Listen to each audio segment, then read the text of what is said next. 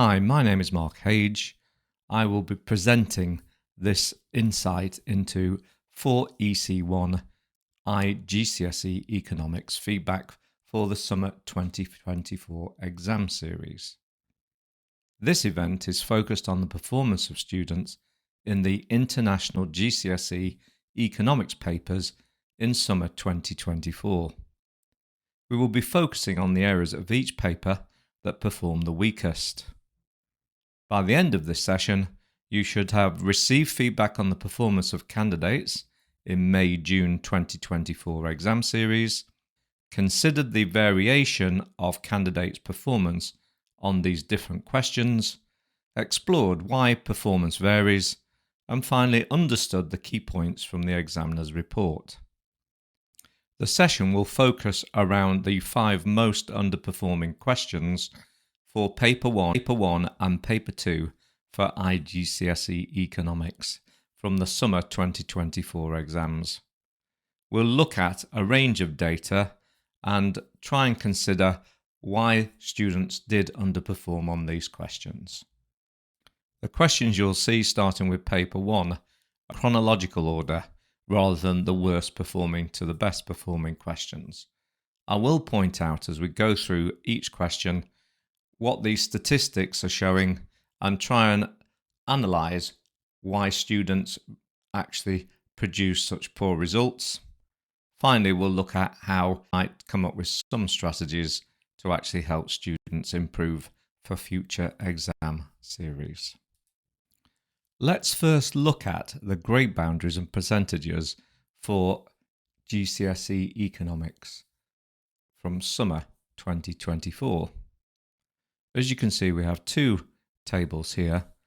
One is comparing the percentages of students who gained grades 9 down to the U.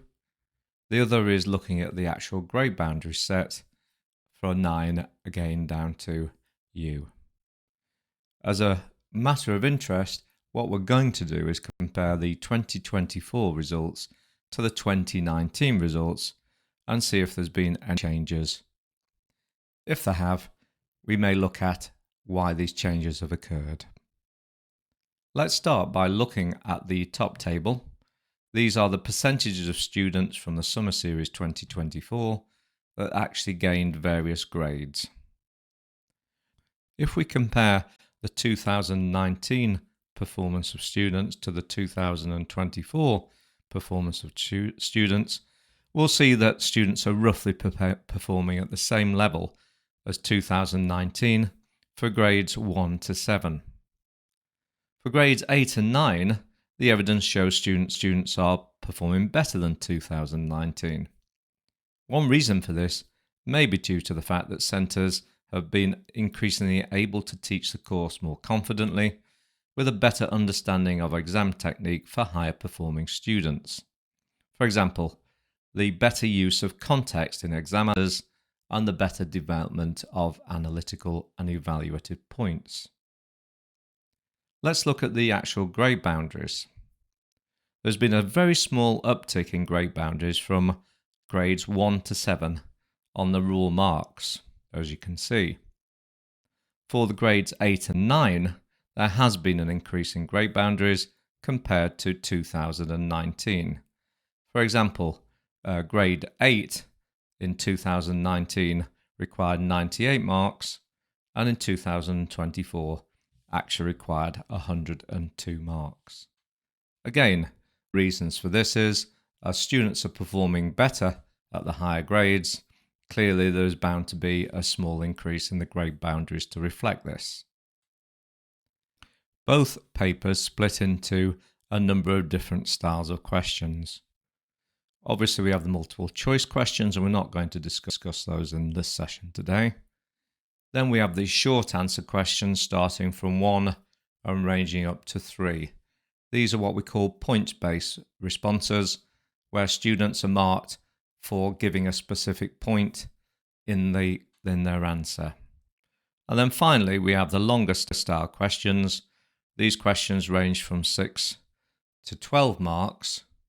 And it's these questions which we call levels-based response questions, With these questions, we actually mark the question from the point of view of a holistic approach, looking at the whole answer the student's written, and then comparing that to the number of skills that are required to achieve a certain level. What students are trying to do is practice the skills that achieve the highest level, level 3. Where applicable on levels-based questions, the ability of the more able candidates was shown through relating better to the knowledge and understanding to the evidence presented in the case study. Those candidates who found such concepts difficult, i.e. trying to develop their points or relating to the case study, typically answered such questions with a more generic approach. Hence, this goes back to our look at the grade boundaries and percentages of grades achieved. There's been a slight uptick in obviously students achieving higher grades due to their ability to use their skills better.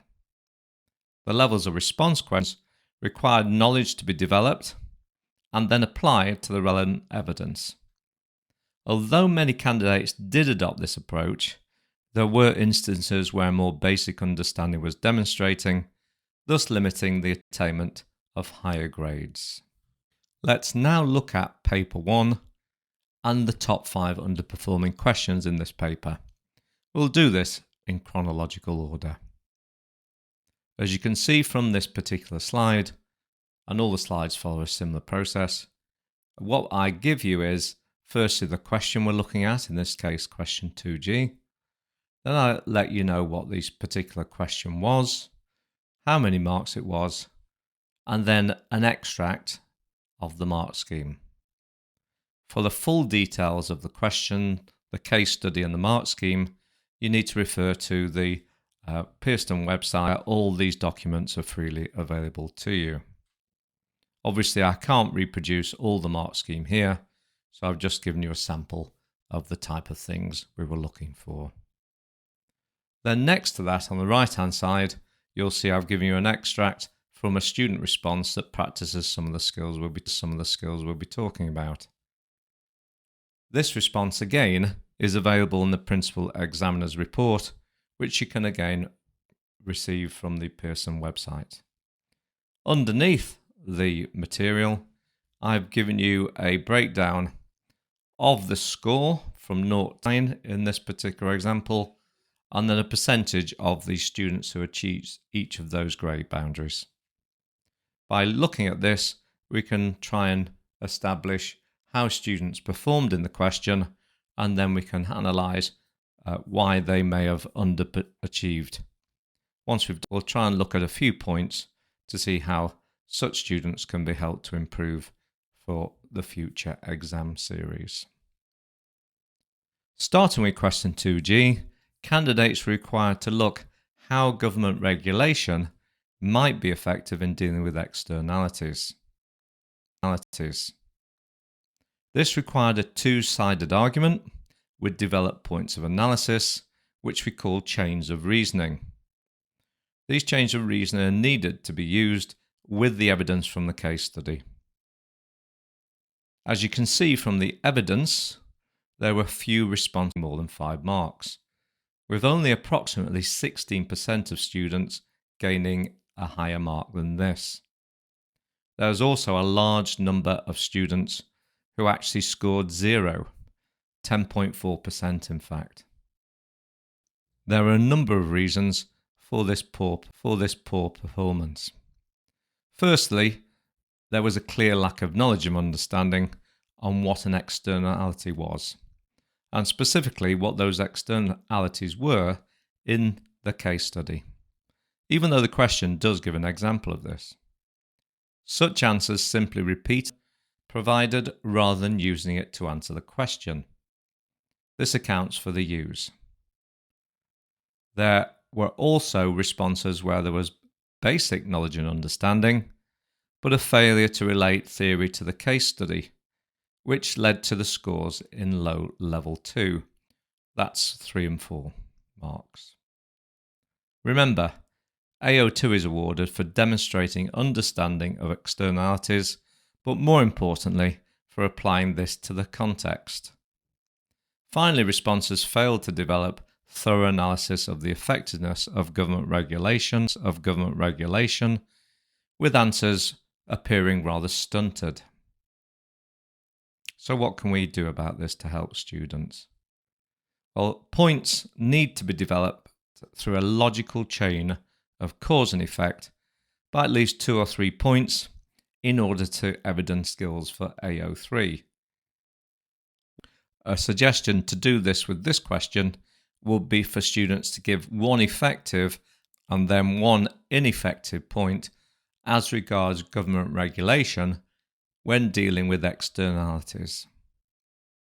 These points then need to be developed and what we call well developed, a thorough development of them. So what we're looking for is a main point, a development once, a cause, and then at least a further development twice. These developments also need to include relevant information from the case study. This way, students can gain level 3 responses and obviously achieve higher marks, such as marks between 6 and 9 marks. The issue with students' responses on this question were that they were using much shorter points, even though students showed good knowledge and understanding, with little development, and therefore it was very difficult to actually give them scores higher than level 2. For an example of good technique, if we look at the extract from the student response on the right-hand side in the slide, we can see the student first gives a main point about plastic bags and externalities, and then they go on to suggest why this might be an issue and develop it by at least 2 further points. So this paragraph demonstrates the skills of a level 3 student. I would suggest that you look at the principal examiner's report and the full response here, and then use this as a template to help students in their quest to actually improve exam technique. Let's now move on to the next question, which was question 3C on paper 1. This again was in the top 5 underperforming questions for students. This time, instead of being a levels of response question, this is a points-based question. The question is, as you can see from the slide, that the students have to use the diagram below to draw a priced elastic demand curve. They then have to label the curve and show the impact on both axes from a change in price. And the question, as you can see, is worth 3 marks. Evidence, if we look at the actual table, shows that this question performed poorly. The question asked candidates to draw a price elasticity of demand curve, showing the impact on both the axes of a change in price. As you can see from the evidence, there were more than 55% of students who scored 0 on this question. There was also an all or nothing question for students. They either knew how to do the PED diagram or didn't. As you can see from the statistics, the scores are polarized. Many students either achieved 0 or 3. The number of students achieving 3 accounted for 1/3 of responses. So if we add this to these zeros, we actually have 88% of students either achieving a 0 or 3. This leaves only 11% of students gaining 1 or 2 marks. This indicates that students need to be reminded about the basics on drawing such diagrams, and that even something as the correct labelling of the axes generates marks. All those 0 marks could easily have gained at least 1 mark. It may also be the case that the zeros were gained as responses by drawing the supply curve or a curve that wasn't elastic. If we look at the actual we can see how students generate marks. Firstly, they're awarded 1 mark for drawing the elastic demand curve and then labelling it. Secondly, they gain another mark for showing the smaller price change on the axis. And then finally, they get another mark for showing a greater change in the quantity on the axis. As you can see from the mark scheme, there's actually a sample response showing where the marks are gained. Please note that the arrows actually don't benefit the student. They do not need to put arrows in order to gain the marks on the questions. It's the labelling and the drawing of the axis that's key. So what can we do to help students with this? Well, firstly, we need to re-emphasise the understanding of PED and how it relates to the diagram. This should ensure students achieve much better scores when this question comes up in future exam series. For weaker students, even just drawing the axes and labelling that achieves at least a mark.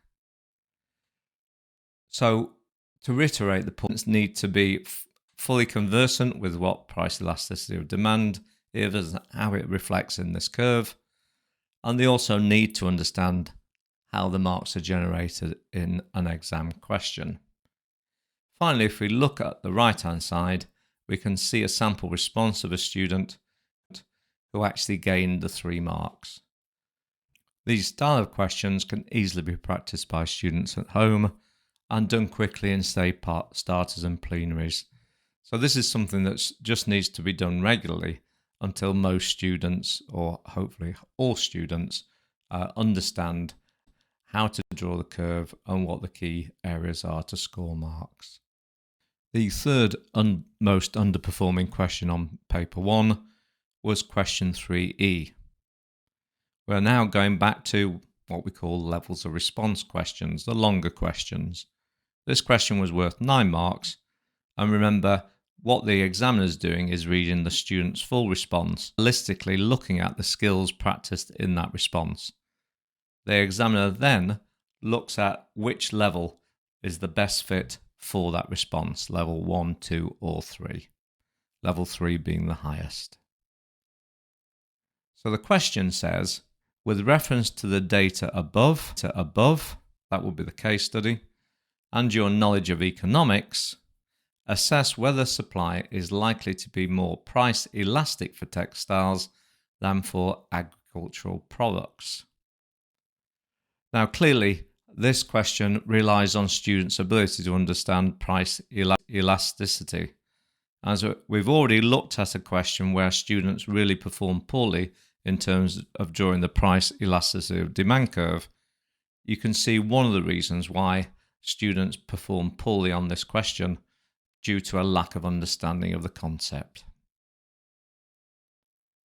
If we look at the actual table showing the statistics, we've got the scores between 0 and 9 marks. The evidence shows question 3 was the worst performing question on paper 1. Candidates were asked to compare whether price elastic was more elastic for textiles than agricultural products. This required students to give a two-sided argument with developed points of analysis. Remember, we call those chains of reasoning. These are needed in order to be used together with the evidence from the case study to produce a balanced argument. Combining the evidence from the case study correctly with a two-sided argument with well-developed points will be classed as thorough analysis and will get student level 3. As you can see from the evidence in the table, there were few responses scoring more than 5 marks, with only approximately 15% getting a higher mark than that. There was also a very large proportion of students that scored 0 marks, 35.2% in fact. Again, this comes down to students not understanding the concept of price elasticity of supply. Again, we can relate this back to the general theme of price elasticity based on the underperforming question as well. So this is an area where a great deal more time perhaps needs to be spent on making sure students understand the basic concepts. If that was correct and students did understand the concepts better, it is much more likely that we would convert a lot of those 0 students into students gaining at least 2 or 3 marks. There are a number of reasons for poor performance. We've already discussed one of them. Firstly, a lack of knowledge and understanding of price elasticity of supply. And also, there are quite a number of students who also confuse that with price elasticity of demand and how this affected textile and agricultural products. Students who did this scored little or no marks. Alternatively, answers simply repeated the information provided rather than using it to answer the question. Remember, AO2 is awarded for demonstrating understanding of externalities, but more importantly for applying this to the context of the question. Finally, responses failed to develop thorough analysis of the effectiveness of government regulation, with answers failing to show cause and effect assessments of PES for textiles or agricultural products. As discussed previously, there's a need for students to practice developing their logical chains of cause and effect reasons. This needs to be done by at least 2 or 3 points in order to evidence level 3 marks. That's a score of 7 or more. These skills are AO3 skills. For question 3E, students needed to give a reason for textiles being more price elastic than agricultural products and then develop a counter argument to this. Each of those reasons needs to develop by 2 to 3 points showing cause and effect, and also within that particular argument to use evidence from the case study to back up their points. For this style of question, a 9-mark question, remember, there's no need to give a conclusion or judgment at the end. So we're just concentrating on these developed points. So a good technique is to get students firstly to split this question up.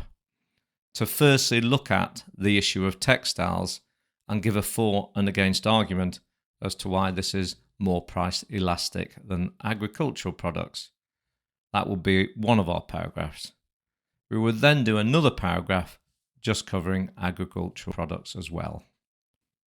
A good way of trying to get students to develop their points is perhaps using a writing frame and actually having the writing frame split into 2 or 3 points so that they give the main point and then 2 or 3 developments. This encourages students to have a structure and a logical approach to developing their points. Once you've done that, you can also see if you're going to mark those particular writing frames, how well the students have done that, and also whether they've used any evidence from the case study. If we look at the mark scheme extract, we can see students asking what PES means. Students also receive marks for giving reasons why PES is affected. The full mark scheme, remember, if you wish to look at this, is actually on the Pearson website. On the right-hand side, we have a sample of a student's response that practices some of the skills we're talking about. So this student is focusing on the supply of textiles and says why that supply of textiles may be more price elastic, and then goes on to develop this, as you can see, by at least 2 or 3 points. Notice the student uses a great deal of context here, talking about various issues to do with factories and the workers. So again, it's a good example of a student using thorough analysis and combining that with the evidence from the case study. The next underperforming question we're going to look at from paper 1 is question 4B. Again, this is a 6-mark levels of response question. This style of question, again, is read holistically by the examiner, and then as they've read it, look to see whether the students practice the skills and at which level they've practiced those skills. That's level 1, 2, or 3. The question, as you can see here, is with reference to the data above, that's from the case study again, and your knowledge of economics, analyse how internal economies of scale may lead to benefits for mass supermarkets. And as we've said already, it's worth 6 marks. If we look at the table with the scores 0 to 6, we can see the percentages of students who achieved the various marks. The evidence shows question 4B was the 5th worst performing question on the paper. Candidates were asked to analyse how internal economy of scales could benefit mass supermarkets. As you can see from the evidence, there was a high proportion of responses that scored 0, 19% of students in fact. Of the rest of the students, only 19% were able to get into level 3, that's 5 or 6 marks, though about a quarter of responses managed to score 4 marks. There are a number of reasons for poor performance. Firstly, a lack of knowledge and understanding of internal economies of scale. Alternatively, confusion with external economies of scale, where students discussed the external economies of scale. Clearly that didn't answer the question, and we couldn't award any marks for this.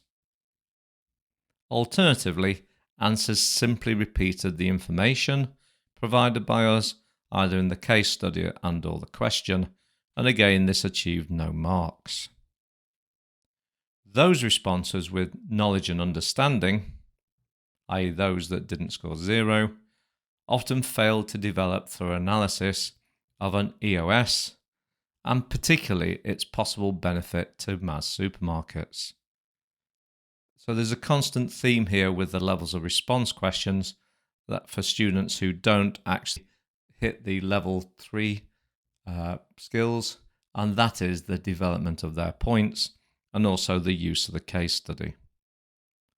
There appeared to be a rush to write as many points as possible in other responses, rather than developing a couple in detail. Remember, with a 6-mark question, we have a limited amount of space for which students to write their answer in. This is done on purpose to try and help students manage their time in terms of the marks versus the amount of writing they need to do. One good thing to practice when you start getting near to exam revision is to make sure students only write as much as there is available in the exam booklet. That's about an A4 sheet of paper. Anything more than that, they're either going to run out of time or they're actually not going to gain any further marks anyway. To improve on performance in this question, we've already talked about the need to actually improve students' knowledge and understanding, and to make sure they understand the difference between internal and external economies of scale. This can be done through regular testing. From the point of view of making sure students achieve higher grades, higher marks, that's 4, 5 or 6, points need to be developed in a logical chain of cause and effect by at least 3 points in order to evidence level 3, that's 5 marks and above. These skills are critical for good analysis. For question 4B, which is worth 6 marks as we've said, there's a maximum of a page of A4. This, in this style of question, probably equates to 2 internal economies of scale being developed by 2 to 3 points, using the context from the case study to do this. This would then evidence the skill of thorough analysis and level 3. Remember, there's no requirement in a 6-mark question to give a conclusion or judgment, so students don't need to waste their time doing this. So what we need to do is focus on applying and developing each chain of reasoning rather than listing several separate points. As we can see on the right hand side, I'll give you an extract, and you can find this extract of a student's response in the principal examiner's report, and it's a good place to start in terms of looking at the technique required to actually achieve level 3. This student has firstly listed, as you can see, of various different economies of scale, and then what they've done is gone on to focus on one, purchasing economies of scale. As you can see, they developed this point 3 times. So therefore, this achieves level 3 point. It also uses some actual information from the case studies, such as discussing consumers and groceries. A good technique here would be to give students a sample paragraph, as I've done, talk them through why that's a good paragraph, why it practices the skills we're looking for, and then get them to do a further paragraph themselves on another economies of scale. This brings us to the 5th underperforming question in paper 1, and unsurprisingly, it's the final question on the paper, worth 12 marks. That's question 4C. If we look at the question, it says, with reference to the data above, so that's the case study, and your knowledge of economics, evaluate whether consumers are likely to benefit from the privatisation of Lagos Airport. Clearly, this is the most challenging question on the paper, and it's obviously designed to actually differentiate between different students in terms of skills and their abilities. If we look at the actual scores and the percentage achieving scores, we can see the evidence shows that for question 4C, about 74% of students' responses failed to gain more than 7 marks. Half of those candidates also only were able to get to level 1, that's between 1 and 4 marks. Candidates needed to be looking at the benefits and drawbacks of the privatisation of the airport, and once they'd done that, they then needed to give a judgment and conclusion as to whether consumers would benefit from this. With this question, a conclusion was required for top marks, and as you can see from the evidence here, very few candidates were able to gain 10, 11 or 12 marks. This indicates that evaluation was in short supply. There were a number of reasons for poor performance. Firstly, some responses failed to read the question carefully and generalise their answer to cover any benefits of privatisation, rather than just looking at what benefited consumers. This clearly gained few marks. Some responses again repeated the information provided either from the case study and or the question, and this again achieves no marks.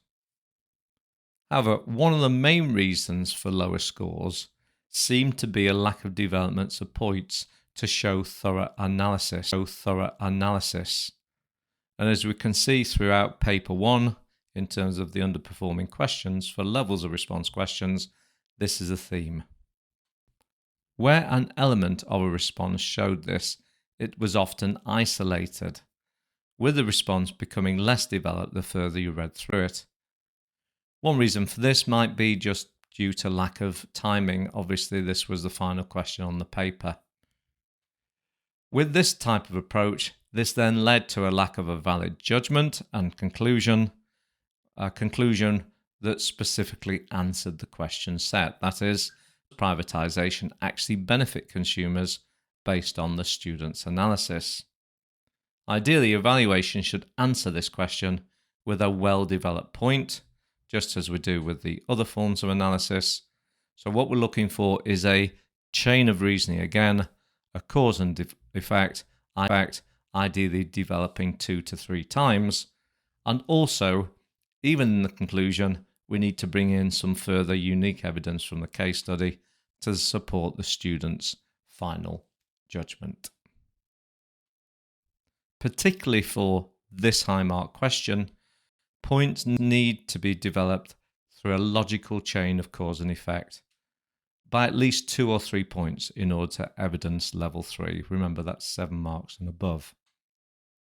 A good approach to doing this might be to get students to write a response in 3 stages. Firstly, a well on why privatisation may benefit consumers, so that's 1 paragraph. Then another paragraph on why consumers might not benefit from the privatisation of the airport. That's our 2nd paragraph. And then finally, once we've done that, a group activity to look at all the various different points that students have made in terms of whether it will or won't benefit consumers, and then as a group to come up with the evidence as to which is the strongest argument. This then forms the basis of a good judgment and conclusion, which you can help monitor and write in terms of helping students get the right level of skills to create good evaluation. Once students have done this, we then need to get students to look back on each point and decide which, in their opinion, is the strongest argument, more importantly, why. This then becomes the basis for their judgment and conclusion. Remember, the judgment and conclusion needs to draw on new evidence from the case study and answer the questions set in order to gain the correct level of marks. Using this approach on a number of questions will help students develop better skills in terms of evaluation and also help them cope with the skills required for thorough analysis.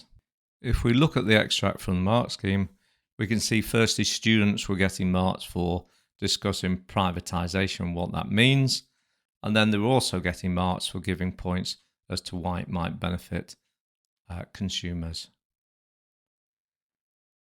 Then if we look at the actual sample extract from the response in the principal examiner's report, we can see a good example of how the students actually develop their points. And in this case, we're talking about consumers benefiting from lower prices. So the student actually goes on and develops their point by at least 2 or 3 points. This is thorough development, and the student also uses some good information from the case study to back this up. That concludes our overview of the 5 most underperforming questions on paper 1. So let's now look at paper 2 to see how students did on various questions. As I said, now let's look at paper 2. And again, remember, we're looking at the 5 worst performing questions on the paper, and we're looking at them in chronological order. The first question we're going to look at is question 1E. The evidence shows that question 1E performed poorly. This was a calculate question and was worth 2 marks. The question asked candidates to calculate the total revenue raised by taxes based on the interpretation of data in the supplied table. You can see from the sample response on the right-hand side the information the students were given. If we look at the scores, that's 0, 1 or 2, you can see from the evidence there were more than 59% of students who scored 0 marks. This was the worst percentage of 0 scores across the whole paper. Again, this was an all or nothing question for students. They either knew how to do the calculation or didn't. Scores are polarised as being either 0 or 2. The 2s accounting for about a third of responses. This indicates that students need to be reminded about the basics on how to calculate the total amount of revenue, and to practice using both business data and, more importantly from the point of view of this question, data from other forms of organisation, such as not-for-profit or, as in this case, the government. It may well be that one of the reasons students were put off this question and scored badly was the fact that instead of a business and a sort of extract from accounts, it was actually information from the government.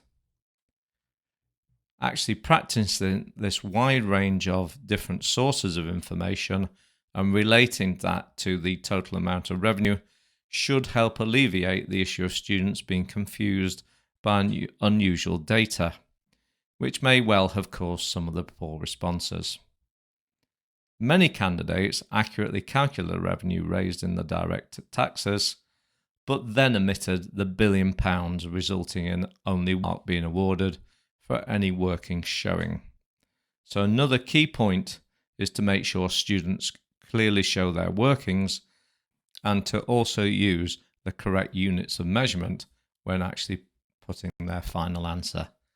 For the workings out, this doesn't matter, but the final answer, it made a difference, in this case, a 1 mark difference. I've given you the actual mark scheme extract above. The details are fairly clear, so I won't go through that. And then on the right-hand side, as you can see, I've given you a sample response, which is correct. So what we need to do in questions like this, calculation questions, is we need to re-emphasize to students the need to show accurate workings out, make sure that decimal places and the correct units are used correctly, and then we need to practice with different forms of information in terms of establishing where the figures are drawn from for the total amount of revenue. Doing this type of work will help ensure students achieve at least 1 mark and hopefully 2 marks in future responses. The second most underperforming question on paper 2 was question 1H. This is a levels of response question. Remember, this style of question is where the examiner reads the student's full response and looks at the skills being practiced in their response holistically. Once they've done that, they place the response in terms of marks, looking at the skills that have been practiced in one of the 3 levels, 1, 2, or 3. The question says, with reference to the data above and your knowledge of economics, analyse the disadvantages to the firms in South Africa of being a member of the AFCFTA. And the question is worth 6 marks. If we look at the actual scores and the percentages achieving scores, we can see that the evidence shows question 1H was the second worst performing question on the paper. Candidates were asked to analyse the disadvantage to firms in South Africa of being a member of a trade organisation. As you can see from the evidence, there was a high proportion of responses that scored 0, 27.8% of students in fact. Of the rest of the students' responses, only 7.5% were able to get into level 3, that's score 5 or 6, with about 38% scoring only level 1, that's 1 or 2 marks. There are a number of reasons for the poor performance. Firstly, a lack of knowledge and understanding on free trade agreements. Alternatively, answers simply repeated the information provided rather than using it to answer the question.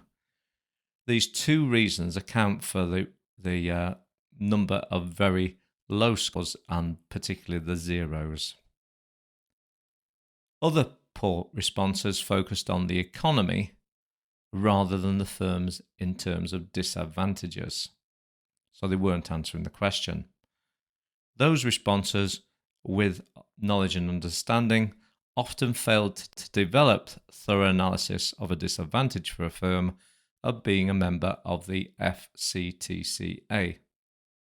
There was also a rush to write as many points as possible in other responses, rather than developing a couple in detail. As we've talked about before, with a 6-mark question, we're really looking for an A4 sheet of paper, remember. So it's all about quality and not quantity. Points need to be developed through a logical chain of cause and effect. And what we mean by this is a main point followed by 2 or 3 points, developing that into evidence level 3, that's 5 marks and above. For 1H, which is worth 6 marks, you need to be telling students that really an A4 sheet of paper is sufficient to score those 6 marks. In a question like this, for example, it should focus on 2 disadvantages developed by 3 points, which would show a thorough analysis of the question and therefore start to practice the level 3 skills. Remember, there's no requirement in this question for a conclusion or judgment. So it's focusing on and applying and developing each chain of reasoning rather than listing several points that is much more likely to get students higher marks in this style of question. The final point, it's a good idea to cover quite a number of trade organisations such as NAFTA and so on, and then the issue of students losing confidence by seeing one that they haven't done in class is reduced to some extent. The next underperforming question on paper 2 was question 3E. This was a levels of response question worth 9 marks. The question reads, with reference to the data above and your knowledge of economics, assess how a recession may affect inflation in a country such as Germany. If we look at the table showing the scores and the percentage of students achieving scores, we can see that the evidence for question 3 shows this was actually the worst performing question on paper 2. Candidates were asked to look at the positive or negative effects of a recession on a country such as Germany. This style of question required a two-sided argument with developed points of analysis, that's chains of reasoning, remember, to be used with the evidence from the case study. So what we were looking for is a thorough analysis of why a recession affects inflation in a country such as Germany.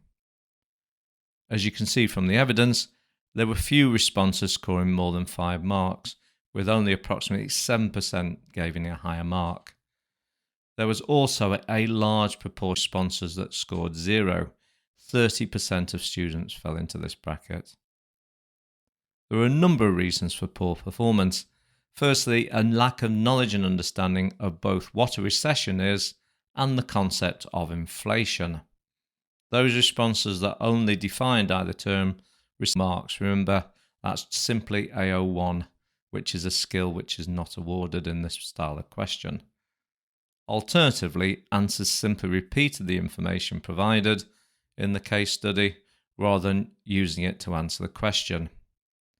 Remember, AO2 is awarded for demonstrating understanding of how a recession either increases or decreases inflation in this question, but more importantly, for applying this to the context of the case study.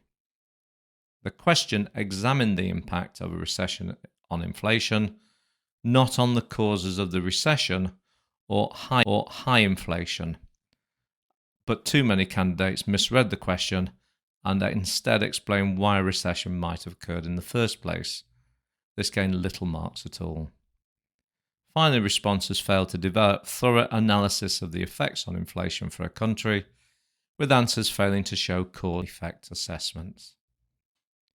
In order to improve student performance in questions like this in future, it might be a good idea to remind students and test them on how to interpret questions.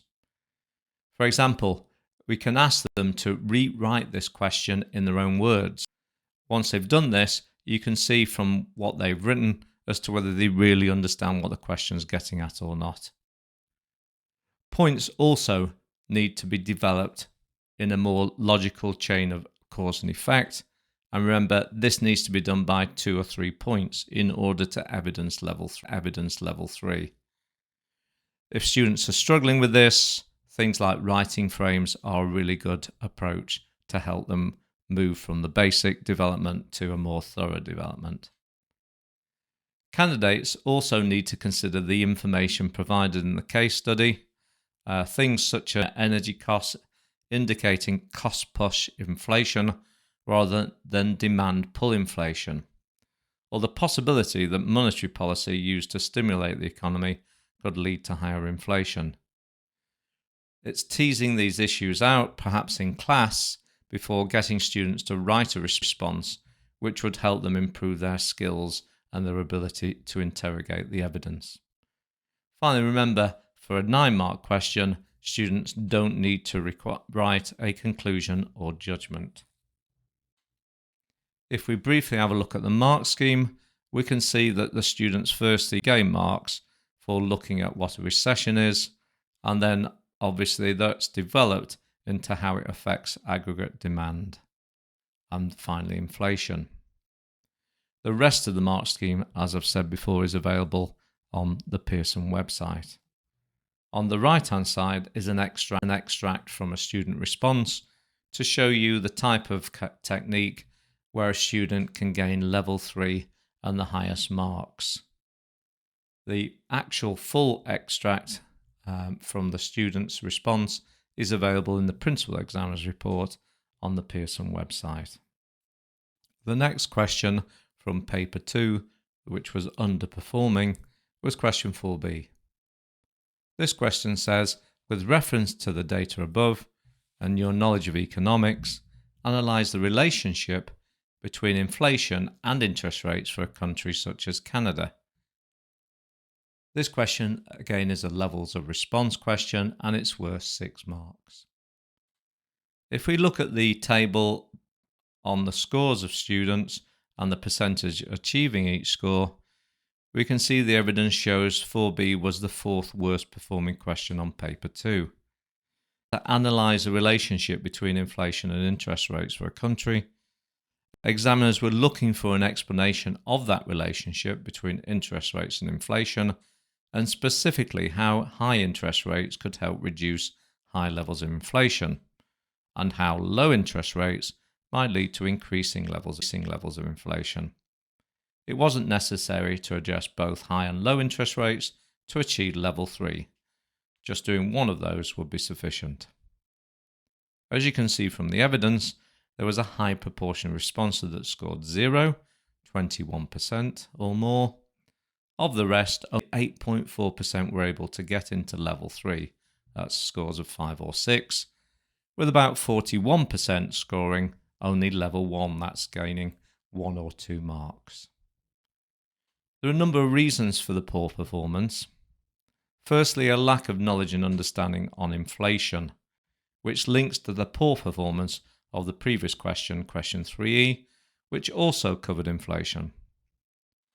Again, answers which were poor repeated the information provided rather than using it to answer the question. This is something we need to actually try and discourage students from doing. Many failed to even attempt to answer the question at all. Other students also failed to understand the word relationship in the question, meaning their responses looked at inflation and interest rates in isolation rather than how they interacted. Other responses focused on the economy rather than firms in terms of disadvantages. Those responses with knowledge and understanding often failed to develop thorough analysis of the relationship between inflation and interest rates. Their basic statements, such as higher interest rates help reduce inflation, without any substantial explanation. This is the thorough development, the cause and effect development that we need in order to place answers higher than level 1. Points, therefore, need to be developed through a logical chain of cause and effect by at least 2 or 3 points in order to evidence level 3, 5 marks and above. We need to get students to focus on applying and develop each chain of reasoning rather than simply listing several points in order to gain high marks. We also need to get students to understand the question. Again, a good technique for doing this is get students to rewrite the question in their own words and look to see what they've come up with. For levels 2 and 3, examiners were looking for chains of reasoning and analysis, explaining the direct relationship between interest rates and inflation. Again, this comes back to understanding the question. Relevant content to this might include discussions of monetary policy, saving, borrowing, and references to aggregate demand. So by firstly getting students to understand the basic concepts of inflation and interest rates, then getting students to practice and understand what the question is actually asking for, and finally, for practicing with students how to do thorough analysis through chains of reasoning, can actually help students gain higher marks. If we look at the mark scheme, we can see that inflation is actually given some credit, as is interest rates, but it's the combination of these that really is what the students gain the most marks for. And on the right-hand side, if we look at the sample response, we can see the students discussing a decrease in interest rates and how this affects aggregate demand, and then goes on to develop that further using relevant information from the case study. Remember, both the full mark scheme and the principal examiner's report with the full sample response available on the Pearson. The fifth most underperforming question on paper 2 was question 4C. Question 4C, remember, is the last question on the paper. It's the most challenging and is built to differentiate between students in terms of performance. The question states, with reference to the data above and your knowledge of economics, evaluate the possible advantages of using education and training to reduce structural unemployment for a country such as Canada. This question was worth 12 marks. Look at the table breaking down the percentages achieving each score. We can see that evidence shows for question 4C that about 74% of responses failed to gain more than half marks, with about half of those candidates only getting to level 1, that's between 1 and 4 marks. Candidates needed to be looking at the benefits and drawbacks of using education and training to reduce structural employment. Once they'd done that, they then needed to give a judgment and conclusion as to whether this approach would be an advantage to a country. A conclusion was required for this question, as it's the highest scoring question on the paper, and as you can see from the evidence, few candidates were able to gain either 10, 11 or 12 marks. This seems to indicate that students struggle with doing evaluation. There are a number of reasons for performance. Firstly, some responses failed to read the question carefully and generalize their answer to cover any benefits of education and training, rather than just looking at the impacts on structural unemployment. Some answers again repeated the information either in the case study and or the question, and again they scored little or no marks. Advantages were in more evidence in responses than disadvantages, which weren't very well explored. However, the main reason for lower scores was a lack of developments of points to show thorough analysis. This is a theme across all levels of response in terms of underperforming questions for this summer series. Where an element of a response showed this, it was often isolated, with the response becoming less developed the further you read through it. This may be down to timing, as this is the last question on the paper, or it may be down to a technique issue.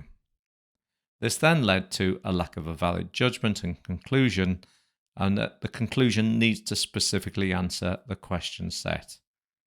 In this case, it would be something like, does education and training actually benefit the country in reducing structural employment based on the student's analysis? Ideally, the evaluation should answer this question with a well-developed point and some further evidence as to why this could have been reached. So in terms of the conclusion, we practice the same chains of reasoning approach with evidence as we would in the analysis, but this time we draw from what the student believes is the strongest argument. Particularly for this high mark question, points need to be developed through a logical chain of cause and effect by at least 2 or 3 points in order to evidence level 3. A good approach to help students with this is to get them to write a response in 3 stages. Firstly, a well-developed point on why education and training may reduce structural employment, then another developed point on why it might not. Once that's done, get students to look at their responses and see which is the strongest argument and why. Once they've done that, this forms the basis for their judgment and conclusion, and they need to then draw in some further evidence to support this.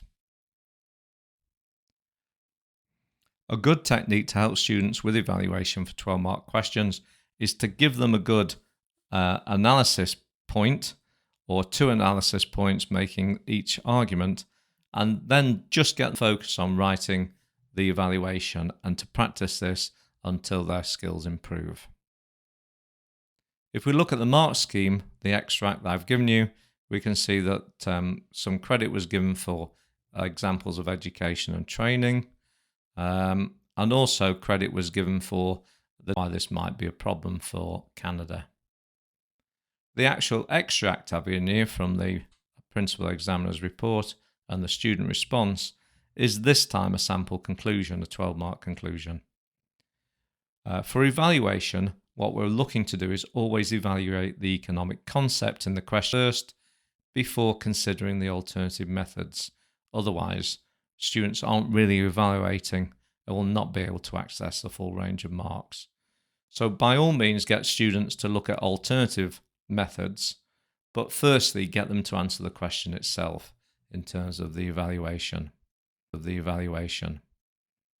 As you can see here with this student's evaluation paragraph, it's not very long, but it does practice the skills we're talking about, and it does draw together the things that we're looking for. That's the develop point, and also using some further evidence.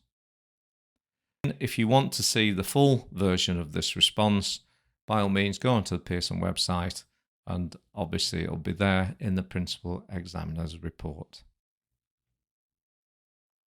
That brings us to the end of paper 2 in terms of the top 5 most underperforming questions.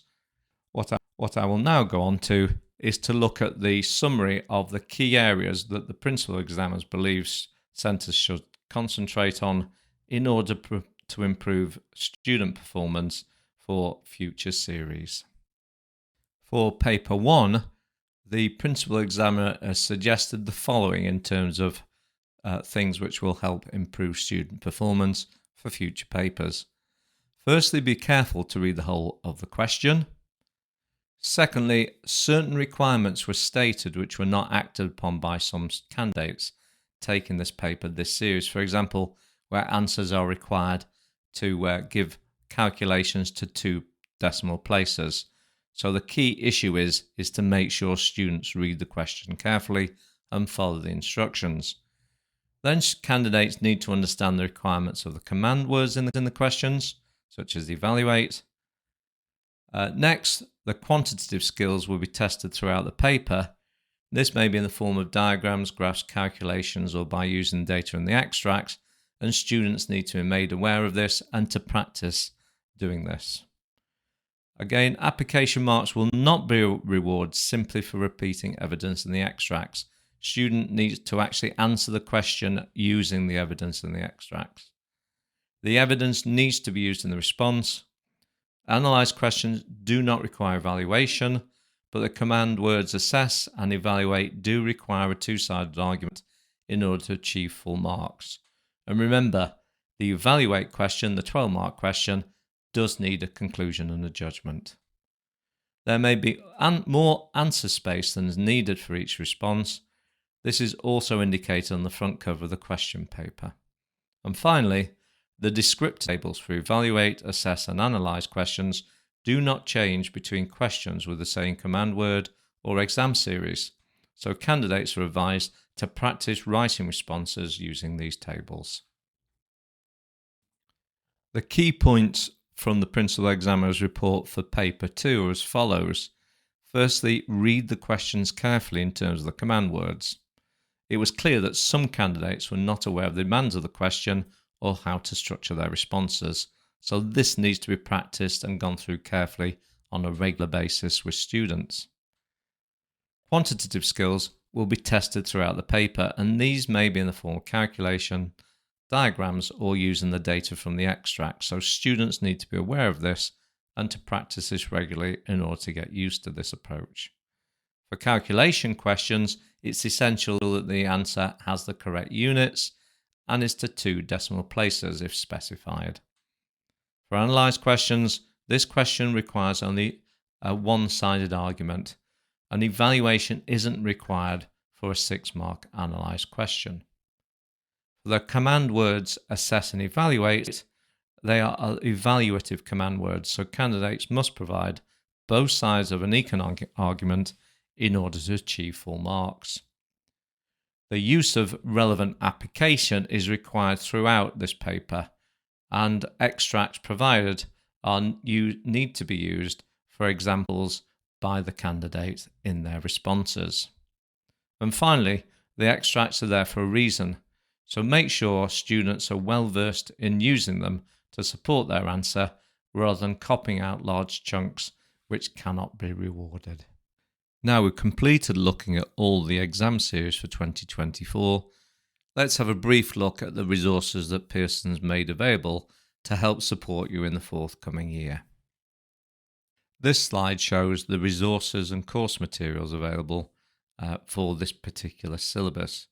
As you can see, there are many different exemplar materials available, and what I've done in the slide is provide a link to those materials for your future reference. Pearson also provides a set of very detailed analytical tools you can use by accessing their website. The next couple of slides goes through those tools. Firstly, we have what's called the Pearson portal, and I provided a link to the website where you can access this. As you can see from the screenshot, there are various different things that you can access. I've highlighted two of them. One is called the Exam Wizard. This is where you can actually create from past papers your own bespoke papers to use with students in terms of examinations and testing. The second is something called Results Plus. What this does is it actually gives you access to statistics and details about your students' performance. So there's two analytical tools there which you really should be accessing in order to help enhance student performance. There's just a little bit more detail here I've given you just to show you what Results Plus is. As you can see, it shows you a number of different things you can use in order to actually look at your students' examination results. The first one's highlighted, as you can see, and under that it says Analysis Reports on your Edexcel examinations. So this is something I would highly recommend you having a look at and utilising in order to tease out the key areas and questions that your students on the summer 2024 series did best at and or worst at. This way you can focus your actual teaching on the things that need the most improvement. On this particular page, you can see Results Plus. We've clicked on Analysis Options, and as you can see, you can actually look at your student results in various different ways, and also you can download those once you've had a look at them. The one that's highlighted here, for example, is Cohort Results. Finally, I've given you a link to resources and news, and again, this can be really useful in terms of things that are currently happening in the subject. If you click on that link, it will take you to the page where you can see things like Professional Development Academy, latest news announcements, and obviously training that's available for the subject. I'd explore this, and hopefully this will provide you with further support in terms of courses and any other issues that are concerning you about the subject. That brings us to the end of this insight session. I hope you've enjoyed it. Hopefully it's helped you in terms of focusing your students for the current academic year. You have now received feedback on the performance of candidates in the May-June 2024 exam series, considered the variations of candidates' performance on the top 5 underperforming questions on each paper, explored why this performance varies, and finally understood the key points and recommendations from the examiner's reports.